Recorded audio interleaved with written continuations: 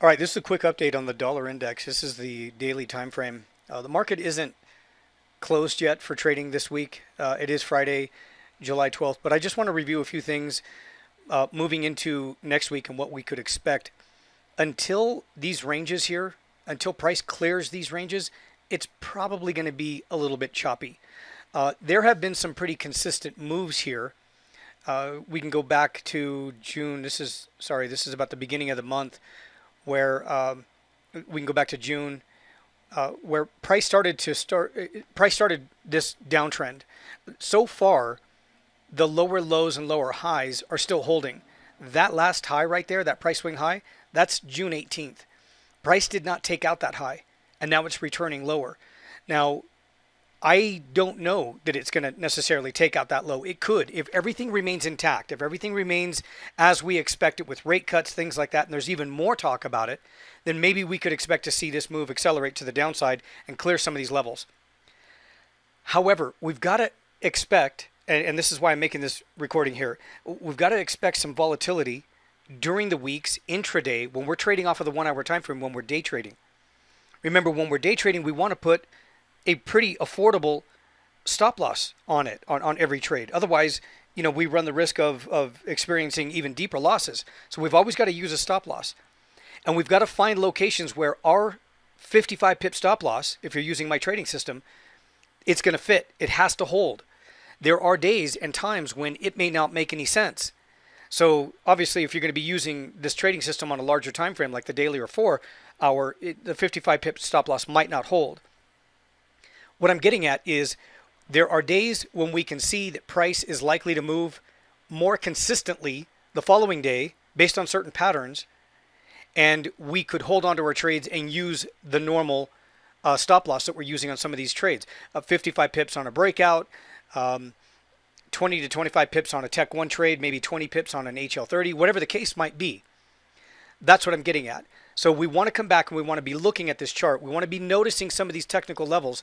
And in my opinion, that price swing low right here, that goes back to January 10th. That low is the most significant key low. That would be a natural price magnet to a certain degree. It's 94, what do we got there? I got a low of 95.02. That's the low on that day, January 10th, 95.02. So the 95 level on the dollar index would be naturally where I would expect price to trade to. That's a target that everybody's going to be looking at, most everybody, especially when it starts to become more apparent that it's actually going to that low. What it does after, when it closes below that low, that's something that I would have to wait and confirm. I'm all about confirmation.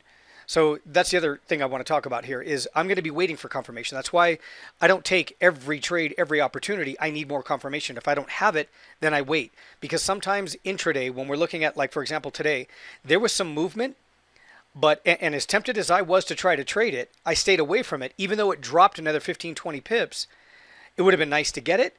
But those are, I guess I should say, the time of day that it's set up after the busiest couple of hours during the New York session. As it starts to taper off the rest of the day, right? It's Friday. It's the end of the week. Things start to slow down. You see volume levels start to slow down. That's when I would be more likely to get stuck in a trade that just goes sideways. And I get stuck holding the trade through the weekend. And I don't want to do that. So what I'm doing is staying away from some of those moves where I can tell where it's likely to go, but it doesn't look like it's going to go that fast, and there's the risk that I could get stuck in a trade because it won't go to my target. Now, sometimes it will go to the target, but that's exactly the situation and the scenario I'm trying to avoid. A more risky situation where I'm thinking maybe yes, maybe no. If I'm thinking maybe yes and maybe no because of these conditions, lack of volume, lack of participation, it's already moved quite a bit earlier in the day. Maybe things are going to stop and then it's going to go sideways. So I don't want to get into a trade where it goes down just a little bit more in my favor and then goes sideways. That's what I'm getting at. So even though I might be wrong on some of those days, it might continue another 15, 20 pips, which it did today. That's okay, because what it does is specifically when I'm thinking about right now, if you take a look at the dollar yen is actually closing below certain key B lows on the 1 hour time frame, that ABC price swing method that I use. I talked about that and posted a video in the group earlier today. It was those key B lows that I'm waiting for a 1 hour candle to close below, and it might set up an opportunity for me to trade those to the downside. Dollar Swiss, dollar yen, looking at the dollar here, when the market opens for trading on Monday. That's how I would take, and I would rather do it then, because there's going to be more participation. There's going to be another wave of economic data that would support these moves, and the moves likely to move faster. The trade's likely to move faster to the expected take profit level, instead of me holding and babysitting a trade that just goes sideways 18, 19, 20 hours. I don't like those any more than anybody else does. Sometimes I get stuck in them. I can't avoid them. Sometimes it just happens. But if there's the possibility of me identifying that that's likely to happen, then I'm going to stay away from it. So that's more or less how I close off my Friday. I'm taking the information, watching the movement. Maybe I'm not participating in it, but I'm waiting for the next setup. If I show you the dollar yen, you'll see exactly what I'm talking about. So watch that video that was posted earlier today on the dollar yen, and it shows exactly what I'm talking about on the 1 hour time frame, waiting for that 1 hour candle to close below that B low. That could signal another continuation breakout trade to the downside if all the indicators line up correctly. But we'll talk about that with the Sunday, the weekend analysis video that I post up here in the group on Sunday, and we'll review those levels as well. But I just want to draw to your attention, this is getting pretty choppy in here. We can still see what's going on as far as the downtrend here, at least from the beginning of June, but it's still a bit choppy. It's moved in a pretty consistent manner, but you'll notice that yesterday was a day where it dropped, turned around and closed right back up to the open, and then turned around and dropped again.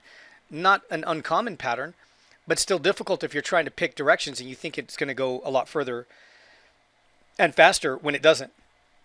So the tighter these ranges become, the less reliable these signals are, and then I stay away from it and wait for the breakouts, or wait for price to reach a significant low or a high, and then trade the reversal off of that. We'll talk about that though when it develops. Right now, everything looks pretty consistent. We'll take a look again at the daily and the 1 hour time frames when the market closes, and then assess possible continuation breakout trades for Monday.